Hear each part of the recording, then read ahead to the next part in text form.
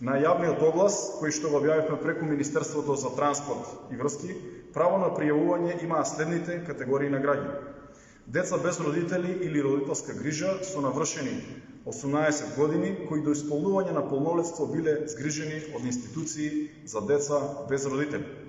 Корисници на право на загарантирана минимална помош. Лица погодени од елементарни непогоди, лица со попреченост и семејства со лица со попреченост. Социјално загрозени лица, припадници на ромската заедница и само храни родители со малолетни деца. Би сакал да напоменам дека на денешната распределба 32 семејства се најдоа на прелиминарната листа и сакам да потенцирам дека денешната распределба е само прелиминарна и таа не е конечна.